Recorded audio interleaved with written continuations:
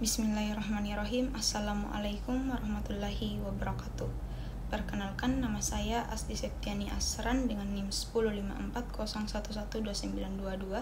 Saya dari Universitas Muhammadiyah Makassar, Fakultas Keguruan dan Ilmu Pendidikan, jurusan Pendidikan Guru Sekolah Dasar. Di sini saya ingin memaparkan 9 materi yang telah saya pelajari dari mata kuliah Manajemen Pendidikan dengan dosen pengampu Dr. Sirajuddin SPD MPD. Berikut video penjelasan dari saya. Baik, jadi di sini itu ada konsep dasar manajemen pendidikan. Jadi, konsep dasar manajemen pendidikan itu melibatkan perencanaan atau pengorganisasian dan pelaksanaan pengawasan berbagai aktivitas di lingkungan pendidikan untuk mencapai tujuan pendidikan yang efektif dan efisien.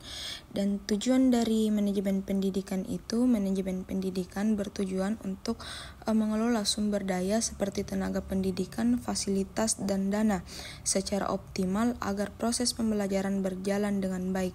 Hal ini mencakup pengelolaan kurikulum, administrasi, pengembangan kualitas pendidikan, serta menciptakan lingkungan yang mendukung tercapainya tujuan pendidikan yang baik di tingkat sekolah, perguruan tinggi maupun lembaga pendidikan lainnya. Manajemen pendidikan menekankan pentingnya kepemimpinan yang baik, pengembalian keputusan tepat, dan komunikasi yang efektif dalam proses manajerial tersebut. Fungsi-fungsi administrasi manajemen pendidikan. Fungsi-fungsi administrasi manajemen pendidikan meliputi perencanaan, pengorganisasian, pelaksanaan, dan pengawasan. Seperti yang pertama itu perencanaan. Perencanaan itu menentukan tujuan pendidikan yang ingin dicapai dan merencanakan langkah-langkah yang mencapai termasuk alokasi sumber daya. Yang kedua itu ada pengorganisasian. Pengorganisasian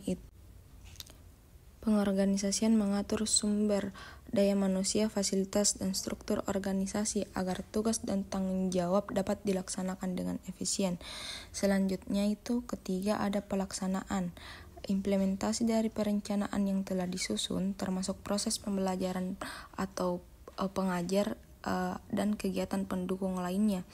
Lalu yang keempat itu ada pengawasan, memantau atau mengevaluasi pelaksanaan kegiatan untuk memastikan tujuan pendidikan tercapai serta melakukan perbaikan jika diperlukan. Secara keseluruhan, fungsi-fungsi ini saling berkaitan untuk memastikan sistem pendidikan berjalan dengan lancar dan efektif dalam mencapai tujuan yang telah ditetapkan. Ruang lingkup administrasi dan manajemen pendidikan. Ruang lingkup administrasi dan manajemen pendidikan mencakup berbagai aspek yang terkait dengan pengelolaan sistem pendidikan secara menyeluruh. Ini termasuk yang pertama itu perencanaan pendidikan, menentukan tujuan kebijakan, kurikulum, dan strategi untuk mencapai hasil pendidikan yang diinginkan. Lalu yang kedua pengelolaan sumber daya manusia, mengalokasikan sumber daya manusia, guru, staf, tenaga pendidikan, sarana dan prasarana, serta dana untuk mendukung proses pendidikan.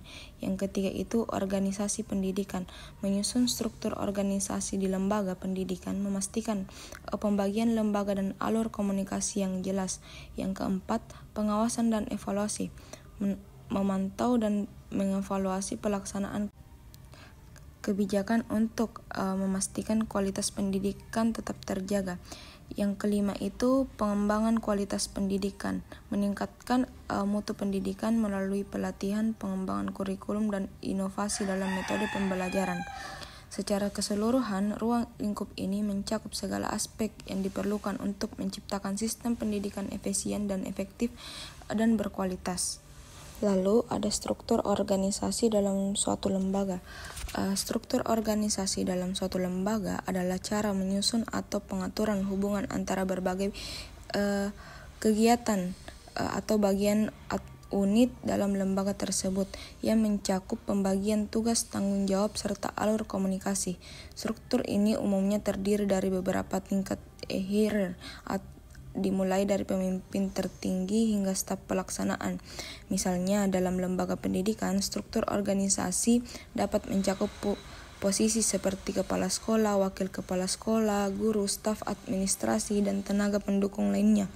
Setiap pendidikan memiliki peran dan tanggung jawab yang jelas untuk kelancaran operasional lembaga dan mencapai tujuan yang telah ditetapkan. Struktur organisasi yang baik memungkinkan koordinasi yang efisien dan pembagian tugas jelas di antara seluruh anggota lembaga. Supervisi pendidikan dan kepemimpinan pendidikan. Supervisi pendidikan adalah proses pengawasan dan bimbingan yang dilakukan oleh pihak yang berwenang seperti kepala sekolah atau pengawasan pendidikan untuk memastikan kualitas dan efektivitas proses pembelajaran.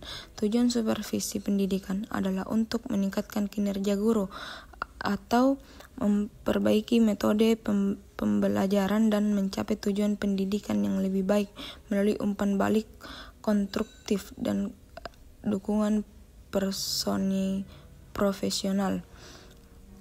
Kepemimpinan pendidikan merujuk pada kemampuan untuk memimpin dan mengarahkan lembaga pendidikan seperti kepala sekolah, perguruan tinggi menuju pencapaian tujuan pendidikan. Kepemimpinan pendidikan melibatkan pengambilan keputusan dan strategi pembelajaran motivasi kepada staf dan siswa serta menciptakan lingkungan yang mendukung pembelajaran yang efektif. Seorang pemimpin pendidikan harus mampu menginspirasi pengelola perubahan dan bermotivasi untuk meningkatkan kualitas suatu pendidikan. Kepala sekolah sebagai administrator dan supervisor. Kepala sekolah sebagai administrator berperan untuk mengelola dan mengansir aspek operasional sekolah seperti perencanaan anggaran, pengelolaan sumber daya manusia, pengaturan jadwal, serta pengelolaan sarana dan prasarana. Tugasnya mencakup memastikan bahwa semua kegiatan di sekolah berjalan dengan lancar sesuai dengan kebijakan yang telah ditetapkan. Sebagai supervisor, kepala sekolah bertanggung jawab untuk melakukan pengawasan dan bimbingan terhadap guru dan staf pendidikan lainnya. Ia memantau proses pembelajaran atau pengajaran, memberikan umpan balik, serta mendukung pengembangan profesionalisme guru melalui pelatihan dan evaluasi kinerjanya. Dalam peran ini, kepala sekolah bertujuan untuk meningkatkan kualitas pengajaran dan pembelajaran demi tercapainya tujuan pendidikan yang optimal. Peran guru dalam manajemen pendidikan dan manajemen konflik. Peran guru dalam manajemen pendidikan sangat penting karena tidak hanya berfungsi sebagai pengajar tetapi juga sebagai fasilitator yang mengelola proses pembelajaran di kelas. Guru terlibat dalam perencanaan kurikulum, pelaksanaan metode pengajaran yang efektif, serta evaluasi hasil belajar siswa.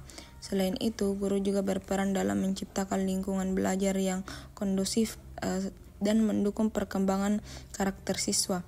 Dalam manajemen konflik, guru berperan sebagai mediator yang membantu menyelesaikan perselisihan atau ketegangan di antara siswa ataupun antara siswa dengan guru.